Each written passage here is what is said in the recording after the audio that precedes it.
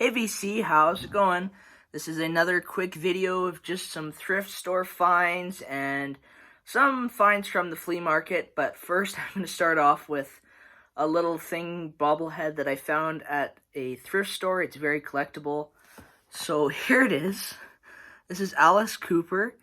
And if you're familiar with hockey, this is the Phoenix, Arizona Coyotes logo that he's got. This was given to the first 10,000 fans at a game in 2012 when he was doing some stuff with some war veterans and they were having an Alice Cooper night.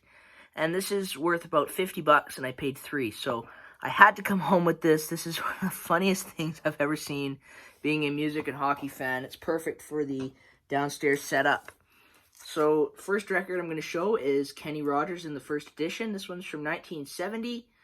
It's not as similar to The Gambler or Lucille or songs like that. It's more kind of southern rock, late 60s, early 70s kind of stuff, and it's really enjoyable. Next up, I found this at Goodwill. He's kind of a folk legend, Pete Seeger. This was recorded live for the most part, and it's got great songs on it like Where Did All the Flowers Gone, Where Have All the Flowers Gone, and stuff like that. I really enjoyed listening to this down the country trail, a great instrumental. Yeah, this was good for a couple bucks. I really enjoyed it on the Columbia 2i for a couple bucks. I'm going to pick up more of his. If you haven't heard him, check him out. It's just some good kind of laid-back folk stuff. Here's The Many Moods of Wanda Jackson. This one's from 1969, and Wanda Jackson's kind of started out as a rockabilly singer, and this is a country album with some different songs on it. For the most part, it's a country album, but she does a great version of Fever on here, and some other great songs of that time. Moving on, I really enjoyed picking this album up. Another one from Lulu. This is New Directions. Yeah, and this is on can't talk. This is on Atco, and it's in shrink wrap, so that was really nice. I really enjoyed this album.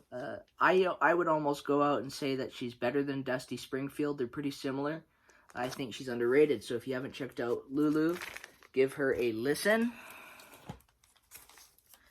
Very famous for the song To Stir With Love.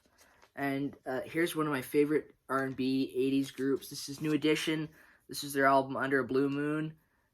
This is from 1986, and I thoroughly enjoyed this album because they do a lot of 50s cover songs in an 80s R&B style. They do Tears on My Pillow, Earth Angel, Blue Moon, bunch of ones like that. And you all know that I'm a 50s fan, so this was really interesting to hear kind of an 80s twist with their great R&B voices. So that's New Edition. Moving on, this is just a compilation from one of my favorites, Jim Reeves, Welcome to My World. UK pressing, sounds good. There's the track listing if you can read that. Next up, another interesting find from an artist that I have a few of his records, Bobby Vinton and the Strangers. This is, sorry, Bobby V. I get confused sometimes, but this was a good album from 68. The Strangers are not the same Strangers with Merle Haggard. This is his backing band. They were mostly studio musicians. They played on a little bit of Leon Russell stuff, and he played a bit on theirs. So it's pretty interesting. He does a great version of Sunny on there. And, of course, you all know who my favorite Canadian artist is, Gordon Lightfoot. This is a sealed 1978 copy of Endless Wire. And I don't need to open it because I already have a promo copy and a regular Canadian pressing, so that was cool. Here's a country album from Johnny and Jack. And Johnny Wright was married to Kitty Wells. So that's just some country music on Camden. Nothing's too special. Thrift find, Brenda Lee from 1961. I like to pick up her albums. Just some solid kind of stuff. This one has more of a country tinge to it, so that was nice. Check that one out if you haven't heard it. Moving on, 1 second. This was another thrift find. This was really cool. Bobby Rydell. He was a famous song for Forget Him. And as well, he did Kiss in Time, which the group Kiss later covered. That's I've got that on 45, and there's that. I really like that label. I don't know why, but sometimes you just do. Country legend here who inspired people like George Jones and Merle Haggard. This is Lefty Frizzell. It's just a compilation.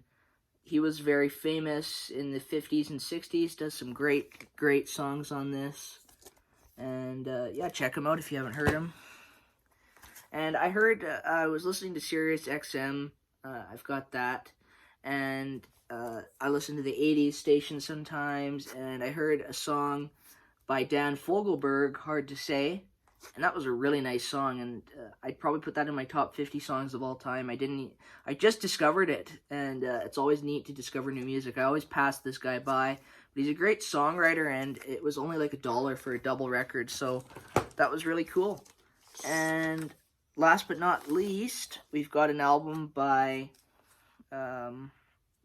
what's his name? The guy, there we go, there we go, got it. This is Gene Pitney. He did a lot of work with George Jones, and that's mostly what I know him for, but this is kind of an Italian, he sings a lot in Italian on here, so it's kind of nice. It was a thrift find. It's a Canadian pressing, which is interesting, because if you find George Jones stuff, or his stuff, the cover will have MusiCore, but in Canada, it was on Columbia, so that's the only way to have George Jones or Gene Pitney in Canada on the Columbia label. So that's all my finds, VC. Thanks so much. I hope you enjoyed this video. Thanks for subscribing, commenting, and all that good stuff. Really appreciate it. Take care, and have a great day.